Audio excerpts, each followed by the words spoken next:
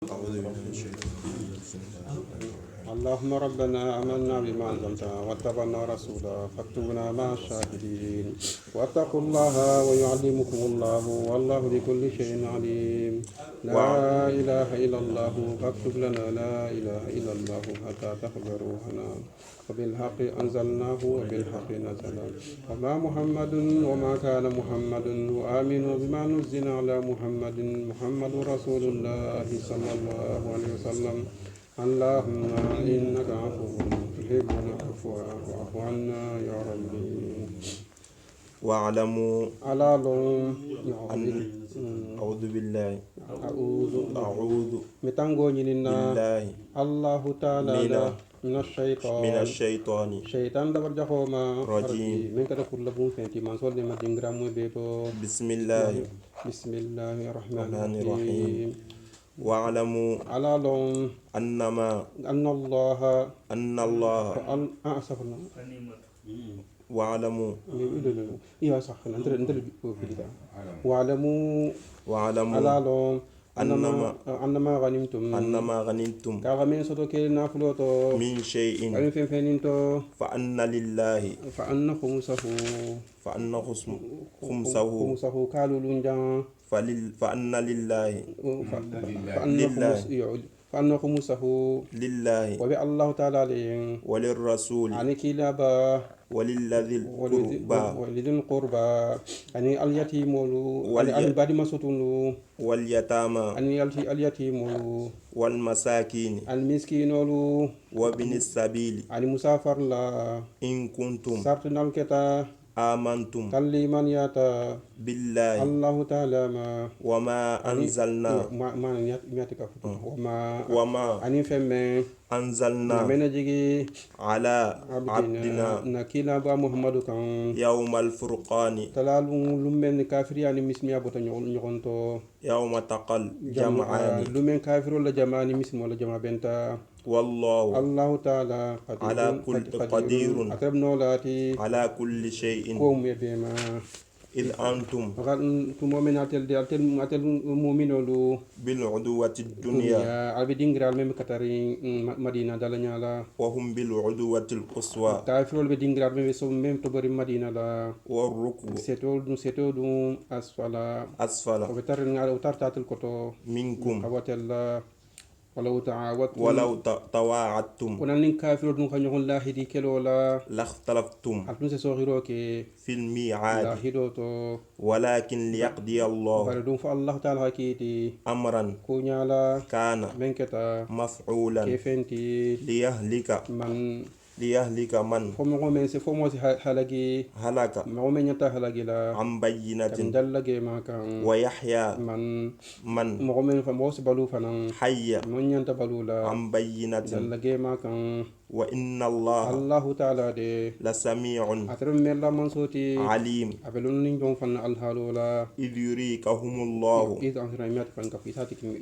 إذ تموميرا يريكهم الله تعالى هيجري تكيلابا في منامك إلى سيبو كونو قليلا كافر دغيارينيا كوتو ولو أراكهم ناتون خير جيرين كافر الله كثيرا بسيارين لفشلتم لك سايبول سجيتوريا ولتنازعتم أتنيون سوسو فنان في الأمر جهادو كونياتو ولكن الله تعالى سلم أترحل كسيبو كوما إنه الله تعالى عليم أترمان سوميلوندين بذات الصدور سونميل قلوك والله وإذ تموميرا يريكموهم هل المؤمن الجيرين دي كافر الله إذ التقيتم تمومن البنتا على جمال فولو بنتا في أعينكم أتلني على نيال جيرولا قليلا كافر الدخيار على نياكوتو ويقللكم أتلفن جمال دخيا في أعينهم كافر نياكوتو ليقضي الله تعالى سكيتي أمرا كونيا لا مفعولا من ينتك كان من ينتك لا مفعولا كيف انتي وإلى الله وترجع الأمور وترجع الأمور كونيا بمساجلا إلى الله تعالى لكيتول دو يا أيها الذين تبلغوا من مغلل ما آمنوا الإيمان ياتا إذا لقيتم فئة كما كافر ولا جماعة بنتا فاثبتوا السبتي سبرو كان واذكروا الله تعالى كوكو كثيرا جماعة دمارولا لعلكم أدوباتو تفلحون ألسكن ولاتي كافر الماء وأطيعوا الله الله تعالى باتو ورسوله الكلا سنو فنا باتو ولا تنازعوا أكنا نيون سبا فتفشلوا نلغوكي ألسجي تورجا وتذهب ريحكم أسال سيمبول نمكنتيا واصبروا الصبري كافر لكلونيا إن الله تعالى مع الصابرين كافرين صبر لا للما ولا تكونوا الكناكي كالذين كم غول بنيامنا خرجوا والمكافر من فونتيتا من ديارهم يلول كونو بطرا باتريا كان ورئاء الناس فما يتو مغول نيالا ويصدون مول فنساغي عن سبيل الله الله تعالى دينو باتوما والله الله تعالى بما محيط أتربي لندو غورين كاترين بما يعملون بما كابين فنا يعملون بارك نقولون بانجيتو وإذ تموميرا زين الشيطان كما ستروكي لهم كافرون ين أعمالهم برجفولا وقال شيطان نتا بانجي لا غالب لكم اليوم لا غالب كنو بانتي لكم اليوم ألكم أتلين اليوم بيلونتو من الناس وإني كنت شيطاني دي جار لكم يونتمول ديمار بخولتي فلما تراءت الفئتان وجماعة فلو بنتا كافر الجماعة نمسمول الجماعة نقص شيطان ساكتا على عقبيه أكتا بورلاتي وقال أنا تعرفو إني كنت شيطان دي بريء منكم أتل كافر الما إني كنت شيطان دي أرى ما لا ترون إني أخاف الله والله الله تعالى شديد العقاب إذ يقول المنافقون والذين في قلوبهم مرض في قلوبهم خر هؤلاء دينهم ومن يتوكل على الله فإن الله عزيز حكيم ولو ترى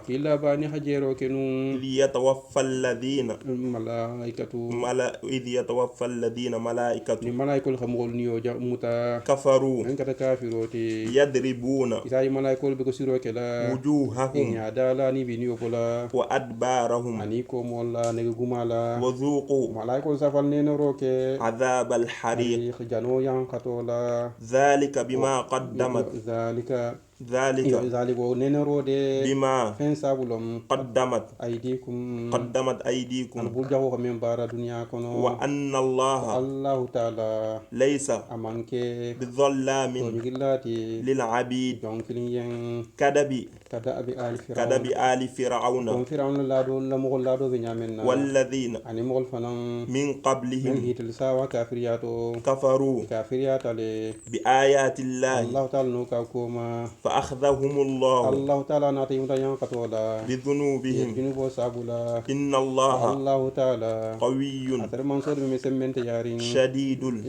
العقاب ذلك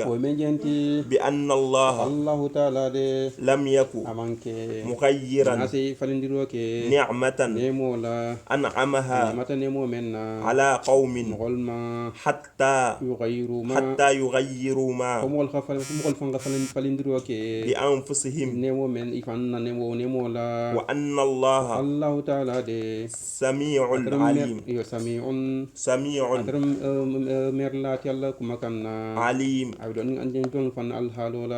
كدب آل فرعون والذين من قبلهم كذبوا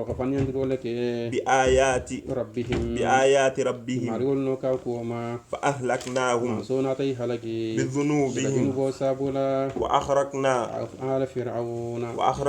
آل فرعون فرعون dunke ngani al mol ni su bajiyoto وكل mume be كانوا kuntarata ظالمين antoro barlati إن شر الدواب قفمو دافم بيجهما عند الله الله تعالى يا الذين والمغلتي كفروا من كافرياتا فهم والمغلتي لا يؤمنون والمغلتي تليمان يالمومي الذين مغلمن عاهدت كيلا ني خلا هدومتا منهم والمغلا ثم ينقضون وقولنا تقول عهدهم إلى الله دولا في كل مرة وهم لا يتقون مثل الله تعالى لا هيرو كرجوتو فإما تثقفنهم كلا با نيخي سوتو ني داغتاي ماكيلوتو في الحرب كيلو جهارو دينغراتو فشرد بهم بهم إتلتي من خلفهم لعلهم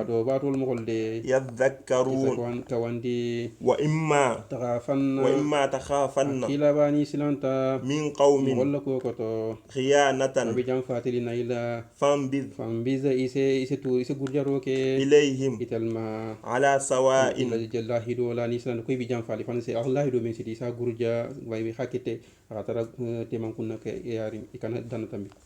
إن الله تعالى لا يحب الخائنين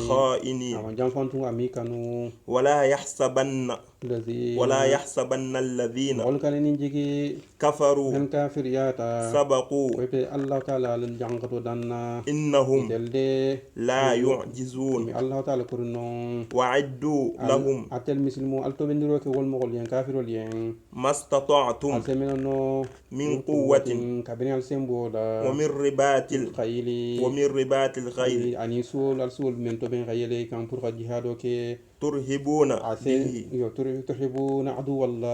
ترهبون عدو الله الله تعالى جهو مثلا به وعدوكم وآخرين من دونهم لا تعلمونهم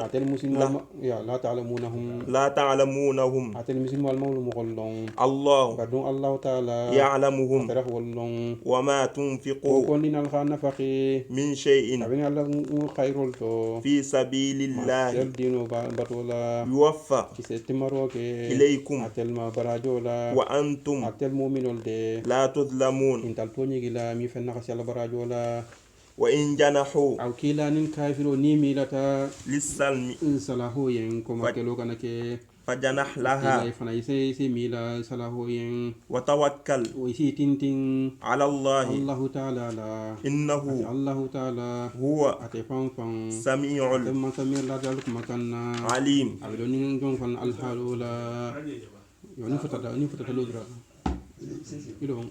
وإن يريدوا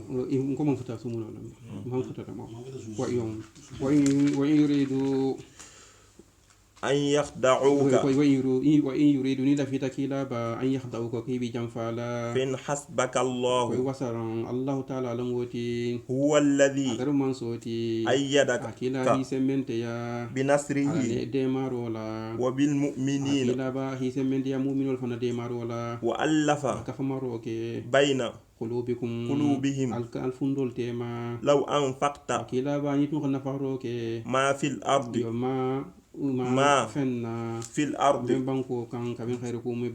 جميعا ما ألفت بين قلوبهم ولكن الله ألف بينهم إنه عزيز حكيم يا أيها النبي حسبك الله ومن اتبعك من المؤمنين يا أيها النبي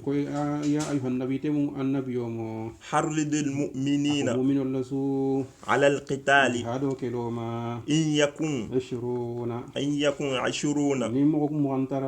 منكم صابرون يغلبوا 200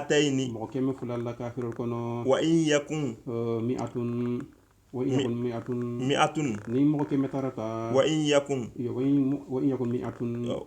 منكم أتل نيم كم ترتا أتل كونو يغلبوا ألفا من الذين كفروا بأنهم قوم لا يفقهون الآن خفف الله عنكم وعلم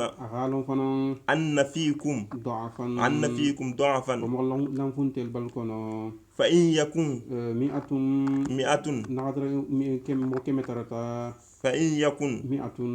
مئة منكم صابرة يغلبوا 200 وإن يكن ألف منكم يغلبوا 2000 بإذن الله والله مع الصابرين ما كان لنبي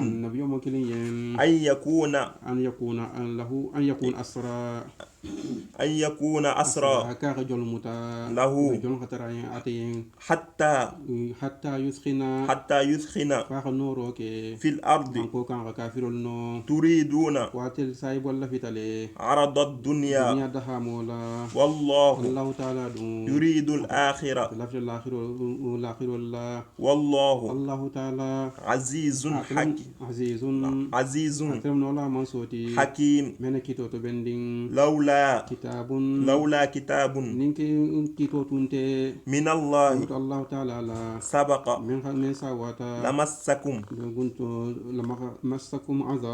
لمسكم عذاب فيما أخذتم عظيم فكلوا مما غنمتم حلالا طيبا واتقوا الله إن الله غفور رحيم يا أيها النبي كل لمن في أيديكم من الأسرى إن يعلم الله في قلوبكم خيرا يؤتكم خيرا مما أخذ منكم ويغفر لكم والله غفور رحيم وإن يريدوا خيانتك فقد خانوا الله من قبل فأمكن منهم والله عليم حكيم إن الذين آمنوا وهاجروا وجاهدوا بأموالهم وأنفسهم في سبيل الله والذين آوى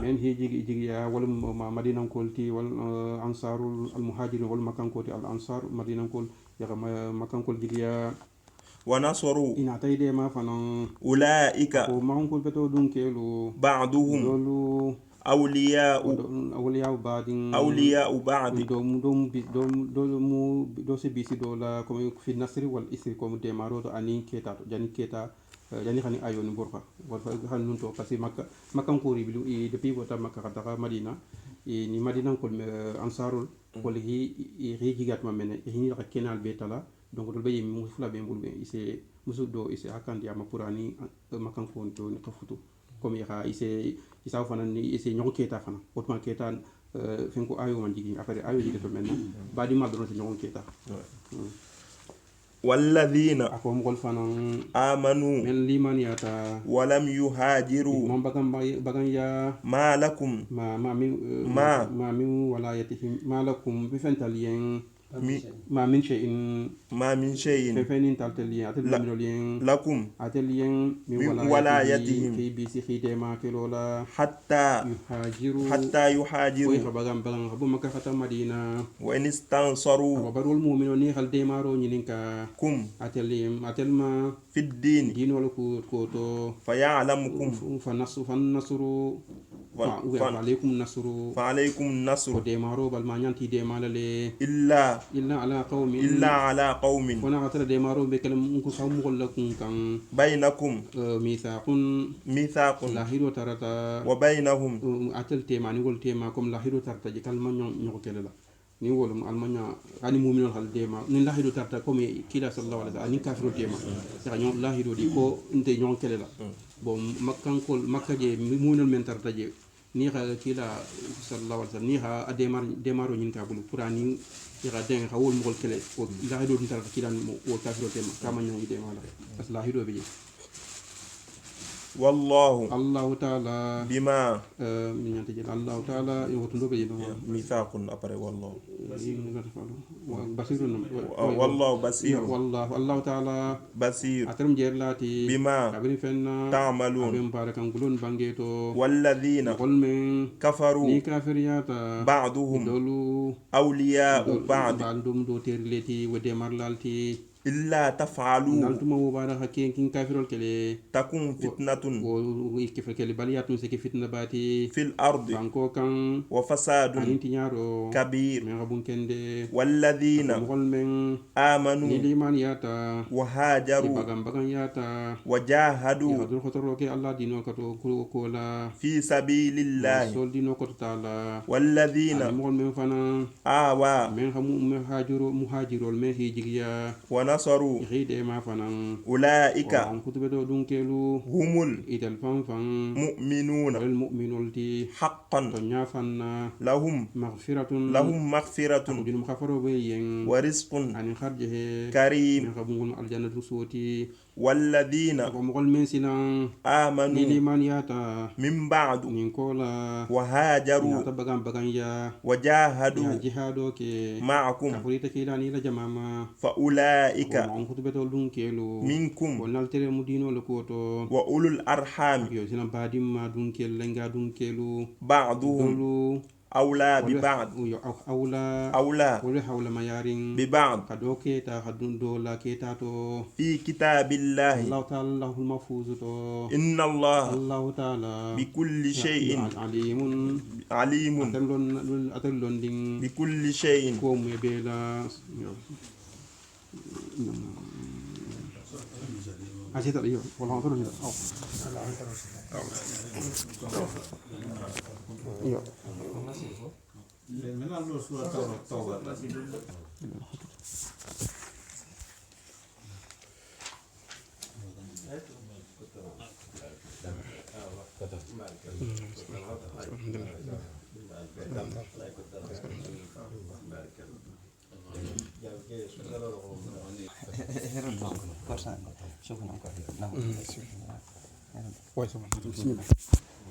سورة التوبة توبة سورة لمنتي مدنية أجيتا مدينة وآياتها وآيو من بجي 129 آية كمي آية مكان نكونونتو آية كمين دو درو على براءة من الله الله تعالى ورسوله محمد إلى الذين عاهدتم من الله من المشركين فسيحوا في الأرض 4 أشهر واعلموا أنكم غير معجز الله وأن الله تعالى مخزي الكافرين وأذان من الله ورسوله إلى الناس يوم الحج الأكبر أن الله بريء بريء أباريت من المشركين ورسوله الكلا فنباريت في لنكفولما فإن تبتم وكافر مكان كل نتوبيتا فهو وتوبو دي خير لكم أتلين وإن توليتم نلوهي كل الإيمان يكموما فاعلموا أنكم غير معجز الله تعالى الكرنون وبشر الذين كلا مول خبارو كفروا من كافرياتا بعذاب أبيان قتولا أليم إلا الذين عاهدتم من المشركين ثم لم ينقصوكم شيئا ولم يظاهروا أحدا عليكم فأتموا أحدهم إليهم إلى مدتهم إن الله تعالى يحب المتقين فإذا انسلخ الأشهر الحرم yo hormo karol men ni fata faqtul mushrikina asimusikilu asimu filanka fwal sifaka haythu dingra wajatumu hitara dingra menna wa khuduhum asimu tal sike jonti wahsuruhum alsi sitio dungima waqi'udu alsi sigi italien kull marsad ni sigi to kono dingra do ko masakata ila sida tamisilol mena sayta ito kono je ni atal si boykan فإن تابوا بارين كافرون نيتو بتا وأقاموا الصلاة خلوا لو كمسمول بنيامنا وأتوا الزكاة إن فلو جاكوبو فخلوا سبيلهم أسبوا إلى سيلو نياتو إن الله تعالى غفور أترم غفور منصوتي رحيم من سهينا لجنة وإن أحد ممكن ترتا من المشركين فلنك فولكونو استجارك يجي جاتك يانين فأجره إساجك يا حتى يسمع كلام الله في حالمي الله تعالى أفانوك مولا ثم أبلغه ولا خاوند مارغي لفوتا ما أمنه دينغرال بالله من يالدو منا ذلك ومن ينتي لأنهم كافرون لي قوم المقللتي لا يعلمون من دينو لون كيف ياجو مما يكون عهد والله دو سترنون للمشركين في لانكا فولين عند الله تعالى يا وعند رسوله أن الكلاب محمد إلا الذين ومغل من سنا عاهدتم الله دي نحويا عند المسجد الحرام مسرو يا مم خرمرين فما استقاموا ما دام يخلورو كي لكم أتلين الله دولا فاستقيموا أفاسي كانتارو كي لهم إتلين الله دولا إن الله تعالى يحب المتقين الناس لنا لفي كانوا كيف كنياجو ماما وإن يظهروا والكافر ني خلنو عليكم ني نتالتل ما لا يرقبوا إلا أيمي بعدين لكانتا فيكم الله كوتو ولا ذمة الله دفنان يردونكم يردونكم دنيا دينالما بأفواههم إن قالوا الله وتابى قلوبهم يسلمون ببلندين وأكثرهم مغفمبا فاسقون للتي استروا يغاغر لوكي بآيات الله تعالى أرخانو كلولا ثمنا كمين سنغولا قليلا مما دخيارين فصدوا ndiro fananke an sabilihi Allah ta'ala dino batoma innahum ital kafirol de sa'a ma kanja huyata kanu itun tarata yamaluna yamen bara kafiriyato la yarqubuna illa imi badiya ndakanta fi mu'minin lakuoto wala dhimmatan alillahi do fanan wa ulaika man kutu jaho dunkelu wal fanfan al mutaduna walam yada allati fa in tabu barisila ni tubita wa aqamu as-salata sallallahu wa waqtu lakum mu'minul binyamenna wa atawu az-zakata ina fulo jakobo fa ikhwanukum asalun koy mal badina dino kono fi dini dino kono wa nufassilu al-ayati ko min selan kenam lo ke arfanu ayola liqaumin qoliyen ya'lamun min halon wa innakathu ko barini khagur jaro ke aymanahum illahi dolla min ba'di ahdihim afwa asitirin kola wa ta'anu ki boytal kan fi dinikum dinol ko to faqatilu azeke alkelo ke ba fakhro ke a'immatul kufri kafiru la nyaton kola innahum italde la aymana kola hidinte italye semena kanta la'allahum ado batunal hilkele yantahuna isafatal kafir ya baroma ala tuqatiluna qauman ande mo kel labang nakathu aymanahum man hilallahi do gurja wa hammu idun hammeta fanan bi ikhraji ar-rasuli ila bal funti lamma kasate kono italde bada'ukum italde boytal kan kelo la awwala marratin ya folo to atakhshawnahum abislana atil mu'minal silana wa kafirul nyabang fallahu الله تعالى أحق أتل حول ما ياتا أن تخشوه أسنات الدرنيا إن كنتم سبنا الكتا مؤمنين المؤمن التي قاتلوهم عليك لكافر يعذبهم الله الله تعالى بكافر يام قتل بأيديكم أتل بلو مؤمن البلو لا ويخزهم أتي دغيا دنيا فنا وينصركم أسلت المؤمن الديما عليهم كافر كلوما ويشفي أفي جارلو كي صدور قوم مول صند ميلا مؤمنين ngeta mu'minol ti asi fundu asi jara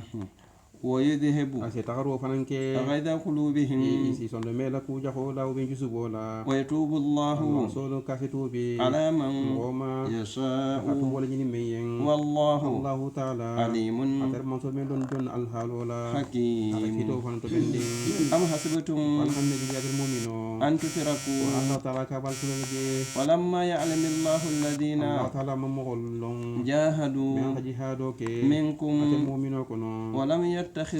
imam walam yaqsid walija ولم يتخذوا وليجة imanna mutaroke imanna tintinna muta من دون Allah الله ta'ala kola ولا رسوله akila kola ولا المؤمنين mu'minul kola والله Allah ta'ala خبير atam khibar lati بما kabini fenna تعملون don be men barakan gulon bangeto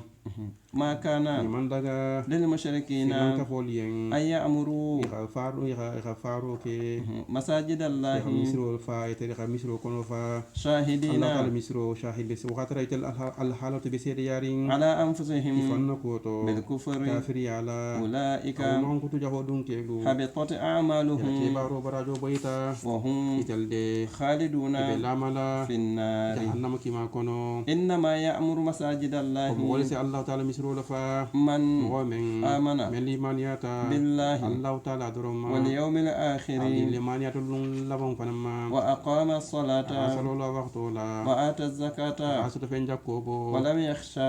man sila mo skilinya إلا الله Allah ta'ala dorom فعسى adobato أولئك man kutube do dun kelu أن يكونوا yake من المهتدين kamin kanda jonti ayo jamlu dalti oh ya d'accord أيوة